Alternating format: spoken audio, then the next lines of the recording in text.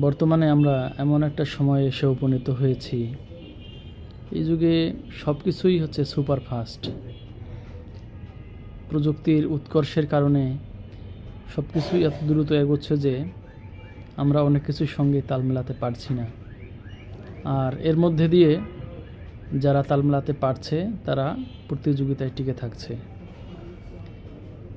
এখন এই বাস্তবতায় এসে, এই যুগে এসে আমরা যদি আর্থিক শিক্ষার মতো একটা গুরুত্বপূর্ণ ইস্যু আমাদের জীবনে আমরা এড়িয়ে যাই, তাহলে কিন্তু আমরা অবশ্যই প্রতিযোগিতায় টিকে থাকতে পারবো না। আর এর সবচেয়ে বড় ক্ষতিটা হবে আমাদের, কারণ এখনকার যে ফাইন্যান্সিয়াল সিস্টেম, এটা এতটাই জটিল যে আপনি বা আমরা যদি না জানি ফাইন্যান্সিয়াল ওয়ার্ল্ডটা কিভাবে কাজ করে, টাকা কিভাবে কাজ করে, কিভাবে টাকাকে মানে টাকার জন্য কাজ না করে টাকাকে নিজের জন্য কাজ করানো যায়, আমরা যদি এটা না জানি তাহলে মানে আমৃত্যু আমাদেরকে টাকার জন্য কাজ করে যেতে হবে।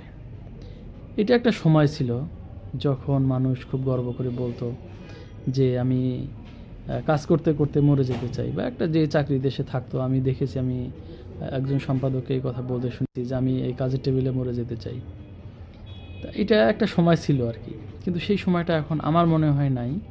এখন মানুষ কাজ করে কেউ করতে করতে মরে যেতে চায় না, বরং মানুষ চায় যে সে ফাইন্যান্সিয়াল ফ্রিডম অ্যাচিভ করতে, যাতে একটা পর্যায়ে গিয়ে তাকে টাকার জন্য কাজ করতে না হয়, সে যাতে তার জীবনটাকে সে উপভোগ করতে পারে, তার সময়কে সে এনজয় করতে পারে, পরিবারকে সময় দিতে পারে, বন্ধু বান্ধব আত্মীয় স্বজন সারাউন্ডিংস যারা আছে সবাইকে সময় দিতে পারে। সময়টা হচ্ছে মানুষের জীবনের সবচেয়ে মূল্যবান একটা সম্পদ। তো আমরা খেয়াল করলে দেখব যে যারা কাজ করে, মানে টাকার জন্য কাজ করে, তাদের হয়তো অনেক কিছু থাকে, টাকা থাকে, বাড়ি থাকে, গাড়ি থাকে, অনেক কিছু থাকে, কিন্তু হাতে সেই সময়টা থাকে না। এই জন্য আমি যেটা বলতে চাচ্ছি, আমার যেটা মেসেজ, যে এই যুগে এসে আমরা যেন আর্থিক শিক্ষার গুরুত্বটাকে কোনোভাবেই আমরা উপেক্ষা না করি, অবহেলা না করি। প্রত্যেকটা মা বাবাকে আমি বলবো যে আপনি নিজে ফাইন্যান্সিয়াল লিটারেসির গুরুত্বটা উপলব্ধি করুন, এবং একই সঙ্গে আপনার সন্তান যাতে আর্থিক শিক্ষায় শিক্ষিত হয় সেইটা নিশ্চিত করুন।